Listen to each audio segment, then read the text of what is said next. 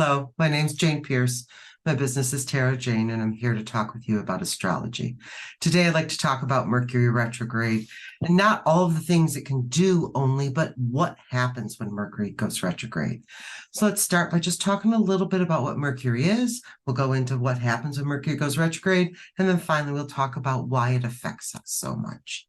So first, Mercury is the planet of communication, just like the symbols that we see for Mercury, Hermes, the god of communication, the messenger of the gods.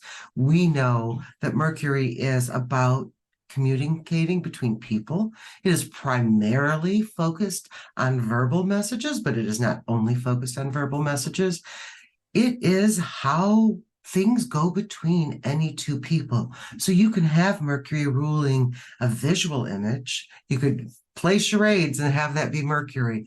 Obviously, Mercury in words is a lot more effective than Mercury in playing charades. And in the same way, Mercury is a lot more effective in some signs than others. But let's keep talking for a minute about what Mercury at its best can do. At its best, Mercury is fast. It goes between. It's a hermaphrodite because it is that in between. It is not a masculine planet. It's not a feminine planet. It's a little bit of both. And that in betweenness, that ability to go back and forth to see both sides certainly reminds me of the mutable signs, because mutable is the quality that allows us to go back and forth and see both sides. So you wouldn't be surprised to find out that the two things that Mercury rules, the two signs that Mercury rules, are both mutable signs. They're Gemini and Virgo. And so here we go with Mercury back and forth communicating. It's also, though, the thinking we do. It is what's going on in our own heads. So whether or not you're an introvert or an extrovert, whether you're saying your thoughts out loud or keeping them inside, Mercury's still ruling how you're thinking. It's the analyzer. It is not an emotional planet, but it certainly can see emotions in the sense that it wants speed. There is desire to some degree, but not as we could consider an emotional desire. Instead, this is an urgency and a longing and a way of its nature.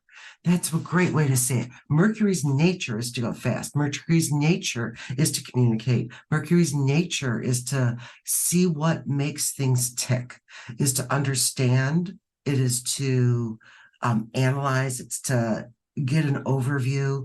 It's to connect people and bring things together. But Mercury, if you may remember from the stories, is also the god of liars and cheats.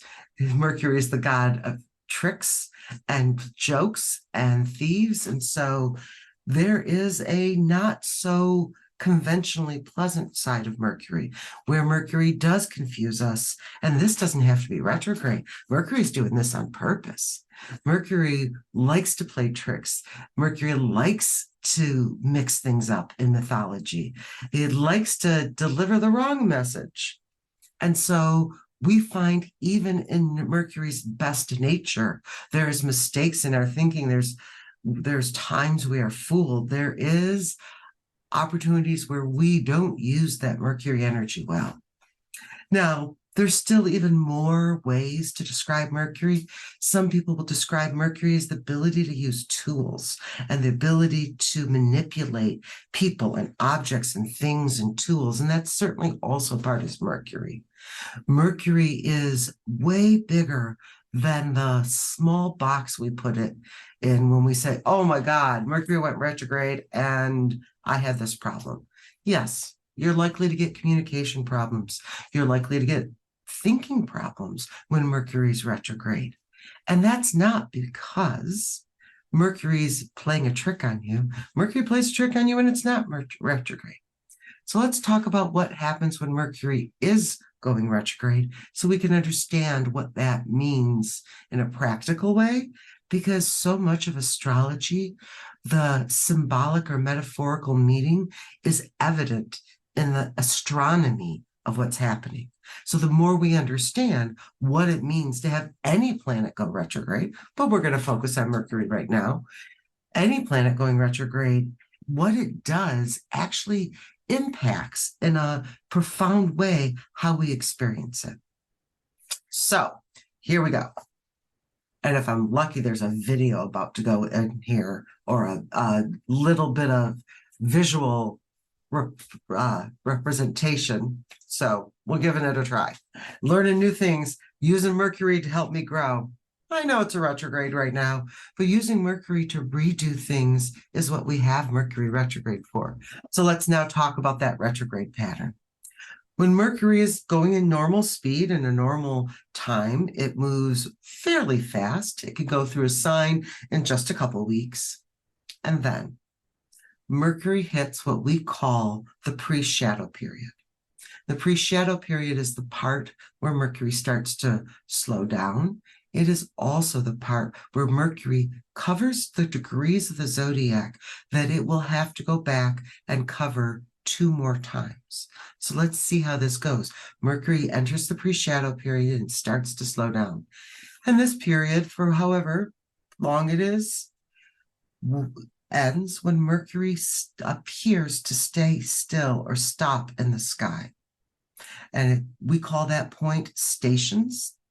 And so the first time Mercury slows down in the pre-shadow period and it stations retrograde. It stops and appears to go backwards.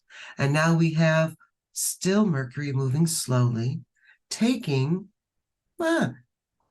maybe 19 to 24 days to go back over the exact same speed or exact same degrees. Now, the warm-up or the pre-shadow time is never the exact same length as the shadow time. However, it does cover the exact length of degrees. So not the same length of time, but certainly the same distance. And that's because when Mercury enters the shadow period, it's going its normal speed, and it hits that point and it starts to slow down.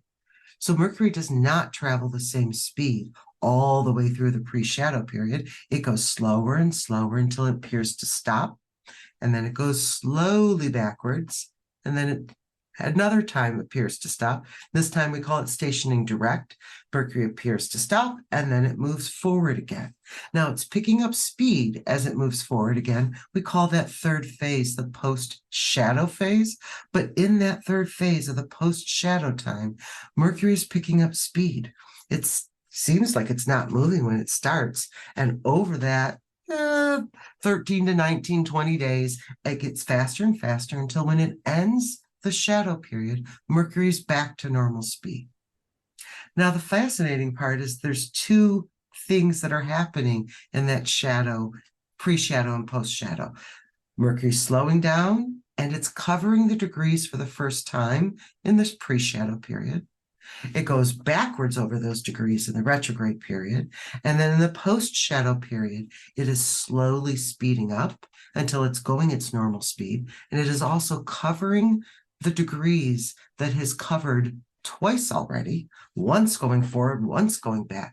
And now this third time, as it's going forward again, we have the third experience of this exact same area of the astrological chart. So now let's talk about what does that mean. First of all, I said earlier, Mercury is the fast planet. It's speed. It's liquid silver. It's quicksilver is one of the names for the metal of Mercury.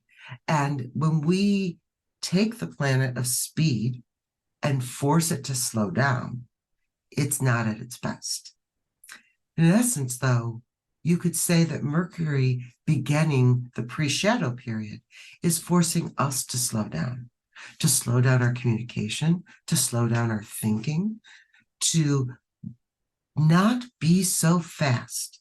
And while Mercury loves fast, it doesn't always mean that faster is better. So this shadow period is a warning to all of us. Slow down. Think about that. And then Mercury begins to go over the same degrees again during its retrograde period. And that's our invitation to review.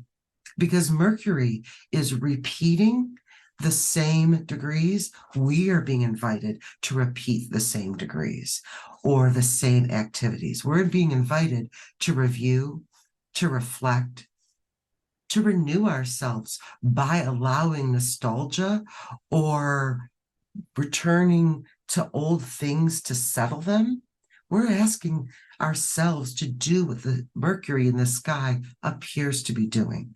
So the best time to do some of that reflective work, to do some of that editing work, to do some of that reorganizing work is when Mercury is retrograde.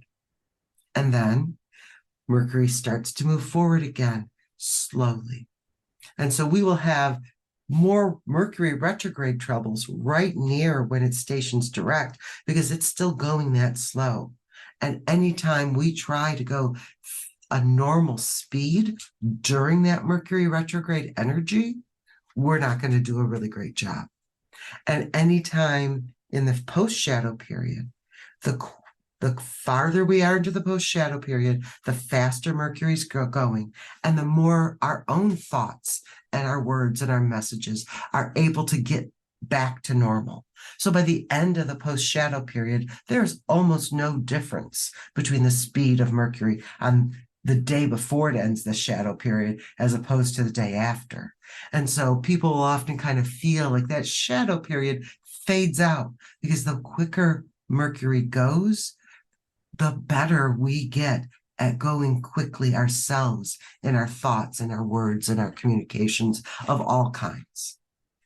So let me say that again. In the pre-shadow period, Mercury is starting to slow down, which means the beginning of the pre-shadow period is not that different. It's different, but not that different than regular times. It's when it gets all the way through those couple weeks and gets close to stopping that it's at its slowest speed that we feel that pre-shadow period the most. The reason we give ourselves those whole 2-3 weeks that we do for the pre-shadow period is because those distances that are covered, even though it often is faster to cover that distance, we are planting seeds there that we have to go back and deal with. So we keep those whole shadow period time frame open because that's the time you're most likely have to go back and do something over. You may be able to do it better for having done it over 2 or 3 times. And that's kind of what you think editing is, right? I wrote it, then I rewrote it and made it better. I sent it and then it bounced. And so I fixed it and did it better. That's in essence what all of Mercury retrograde is inviting us to do. Do it over, do it better. And those of us who have issues with perfectionism might really struggle with the idea that the error or the bounce message or the something going wrong is the design and the invitation to do it over. But maybe that's better to work on the perfectionism than it is to be mad at Mercury retrograde. Now, let me be clear. I get frustrated when I don't get things as quickly as I want. I'm not saying it's fun to go slow. I'm saying there's a purpose to going slow. And so you may find, as you kind of understand this S that Mercury is making, slowly going forward, stopping, coming on back, and then stopping, and then slowly going forward again until it gets faster and faster and returns to speed. That process is what we're being invited to do in a metaphorical way. This might be where we hurry to finish something and then take a break. This might be when we decide to work on things slower. This might be when we decide to go review something we've been meaning to review, reorganize, redo. All of those rewords belong there with the retrograde review. So I hope this helps you see where things are with Mercury. Now, and I've made the video all about Mercury, but I will say any retrograde does the same 3 parts, the pre-shadow, the retrograde, and the post-shadow. So you can use that same understanding for when Venus or Mars, Jupiter, or any of the other planets go retrograde. They're just going to do it at different times and over different amounts of degrees. So, quick review. Mercury is a lot more than communication and thinking, but those are 2 of the biggest ways we experience them. Mercury goes retrograde, and I hope now you have a better feeling for what that process looks like and how it affects us. For those of you who've got the question that says, but wait a minute, the planet really doesn't go backward. What's happening there? Let me say, if you can imagine two animals running around a racetrack, let's call one of them a turtle and one of them a hare or rabbit. The turtle's moving really slow and the rabbit's moving real fast. When the rabbit has gone so fast that it's gone all the way to the other side of the track and starting to go around the other side of the circle, it will look like the rabbit's going backwards to the turtle. Well, with Mercury and the Earth is the turtle, moving so much slower than Mercury. And Mercury, when it whizzes on past us, seems to go backwards because it's on the other side of the zodiac from us. When there are other planets go retrograde that are the other side of us, then we are the hare going fast all the way around the sun once a year. And everything from Earth on out takes longer than that. And so we'll have a retrograde period, depending how long of a retrograde period and how often, based on how far out it is. So retrogrades aren't all bad, but I hope you see why they go retrograde, how that back and forth process affects us, and why the most intense times of a retrograde are when Mercury's moving the slowest or appears to stop. So you are likely to have more intense issues the day before, the day of Mercury going retrograde, and the day after than you will in the middle of the retrograde. And again, when Mercury ends its retrograde, and the day before it does and the day after it does, it is barely moving from our perspective. And so that is also the most intense time. As a matter of fact, in the middle of that retrograde time, Mercury comes up and meets the sun from our perspective. We call it a Mercury cazimi. It's the halfway point of a retrograde, and often it's a wonderful, insightful, and powerful day. The reason being is if we've done our reflection, something starts to click for us and we're like, oh, I took a rest and now I have the answer. I did a review and now I understand it better.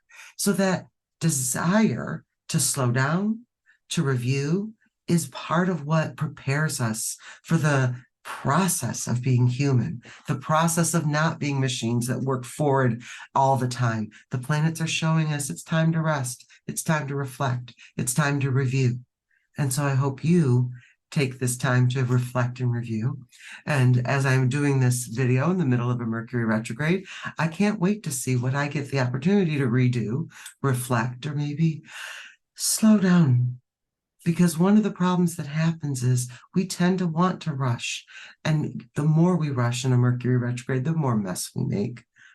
One of the temptations of Mercury retrograde is to feel what I call an artificial sense of urgency, where somebody's going, hurry, hurry, hurry. And it's not really an emergency. It's just the urgency, the desire to go fast, the desire not to slow down and reflect is embodied sometimes in our own psyche and sometimes in others. That gets reflected to us. And when that happens, we are more at risk for the mistakes. We're not honoring the ebb and the flow. And every planet has an ebb and flow. The sun and the moon don't necessarily have the same ebb and flow. They don't ever appear to go retrograde. But the moon, obviously, as it comes new and full, has its own ebb and flow.